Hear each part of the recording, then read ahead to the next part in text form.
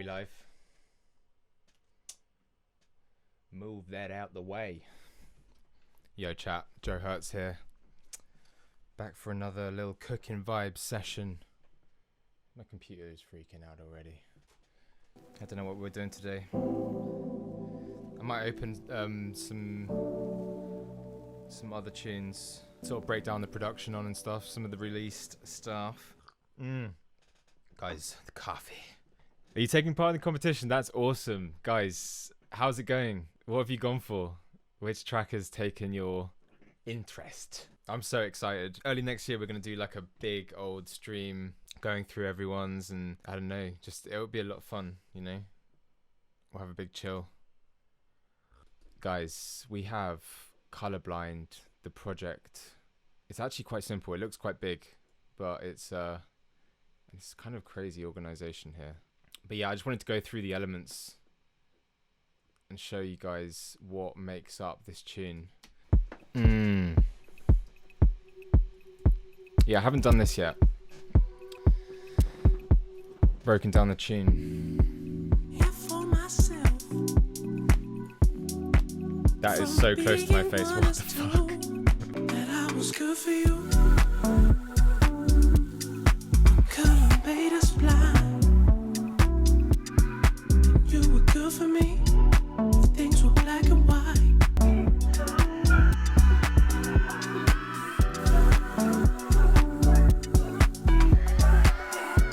Yeah, so I just want to go through some of the elements. I mean, it looks like quite a lot's going on, but I'll be honest, a lot of this from here down is mainly vocal stuff, is drums, including some sort of layering going on. I hadn't met Collard before. I hadn't met the person I was working with, and it was at the stage where I had like quite a lot of the album done, but I was like, there's still more. I know there's something else we can get, and I knew I wanted something for the album. I knew it was going to kind of be these sort of like lo-fi, like sine wave like kind of chords with quite like warm drums. RC20, bit of sidechain on it against the kick, and I would like advise like sort of arranging it out in MIDI and then bouncing it as audio, because then you can do this sort of stuff where you can like go in and like use slowdowns and gaps and like create things for where the vocal wants a bit more space.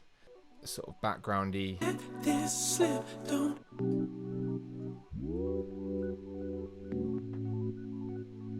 Just little embellishments, you know. It's like a pre-chorus thing. So nothing crazy there. It's kind of like copying the same idea, but like just playing it slightly differently on a different patch. You were good for me. I mean, it's really subtle. It's almost not there when you listen to the whole mix, but it does add something, you know. Just finding like a little cluster chord, same sort of tones, but just like all inverted up. It's nostalgia. And with the devil's plug in chromophone, using it for the kind of mallets it has. It's nice, like soft sound, works well with the keys. And then I've got it like sort of, it's just sort of taking what you've just made and like trying to do as much as you can with it, really.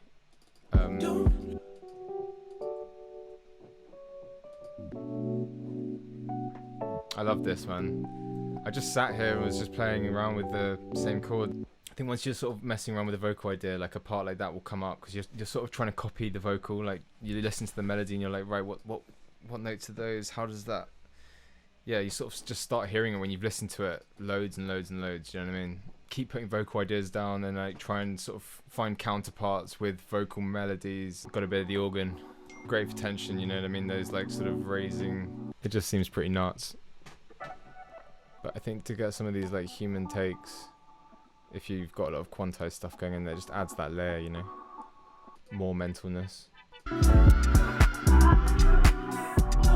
Layers of synths just being messed up for the end of the track, and obviously the Hammond as well. Just to create a bit of chaos, keep it sort of building. So then we got the bass. Almost too much, this the bass, but like it's like an 808. It's just been a bit driven with overdrive, just dancing around the kick. Just like I don't even know why I went for that. I was just messing around with notes and just trying to find a little bit of tension. It's like a little call and response. It's like a different lead line from the DX7. Just sort of works with the vocal, you know. I think it's just like, yeah, thinking about what the vocal's doing, trying to come up with like counterparts and things that could make them belong together, you know. And then I played in some hats just on my keyboard. And again, they've just got a bit of kind of movement, slight tremolo. They're actually being sidechained as well. I do that sometimes, sidechaining hats, just to make the like kit feel a little bit crunchy. You were good for me. When did the vocal come into the process? It was really early on, actually. Like, I think I'd just sort of like messed around with those chords and had a kick. You know what I mean? It was something super simple like that.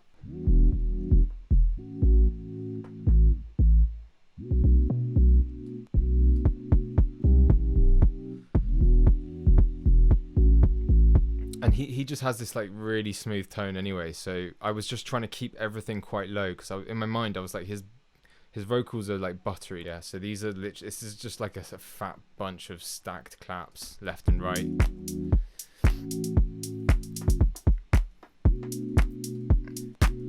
Layered with some actual clap sample. Different one on the 4. Like little bongos and percussion just to add to like the chorus, so it's slightly different. Got like some dog leash. In the light, there's only you. I mean, it's amazing how like stupid that seems to put in, but it gives the track its like identity. We are getting into the realm of vocals. I probably would have got him to hold a note and then just like made like a little loop within the sampler, so it's just like a infinity note.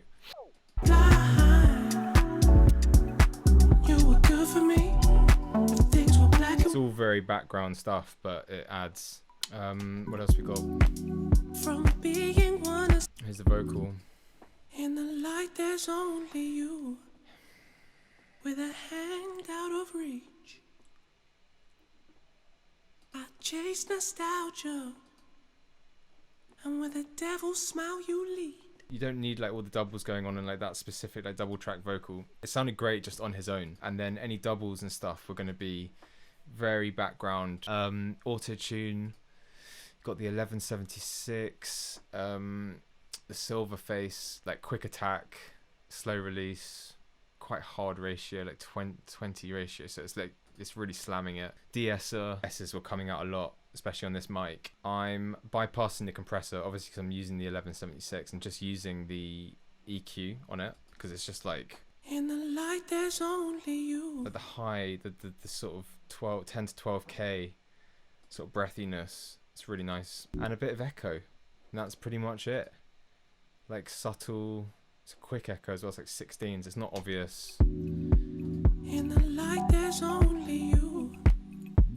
With a hand. And I'm also using bus reverb that's obviously usually zeroed, and then be adjusting like levels of reverb and stuff. And this is like very late on in the process. I think like you get a finished track and then you're sort of making decisions when the space should change. I mean, that point in a track is just like, it's a pleasure to be working on a track at that stage, because you're like, I am just adding the icing on the motherfucking cake. I think the pre-chorus is usually when you want to maybe start adding a little bit more texture in the vocals, so having some left and rights like octaves, and that's just the same as a lead, but just adding a bit of width. So don't be too precious there. Like, I used to be worried about like timing, like getting every single word, getting every single syllable to start on the little 2, push this one back a little bit because it's not perfect. Don't bother. Sometimes it's not the one. And then I've got this like vocal sampley, more doubles. Yeah, I think these are all quite like affected ad-libby takes now. So like a lot more tape echo and full wet sort of signals. Do you know what I mean? Just having like a little whispery. I mean, if I take all of this off, what even is that? Someone else. yeah, and then just with a lot of effects and like taking the bass out. My favorite effect, the Joe Hertz white water noise, sidechained.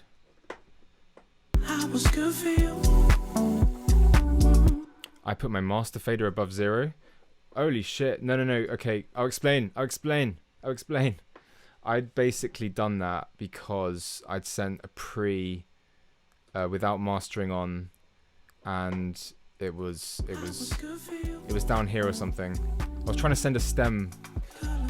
It was an advert request or something. So dude, it was literally it's not some secret thing. I think I was doing something for like it was for like an advert or something like that. I was like I don't know.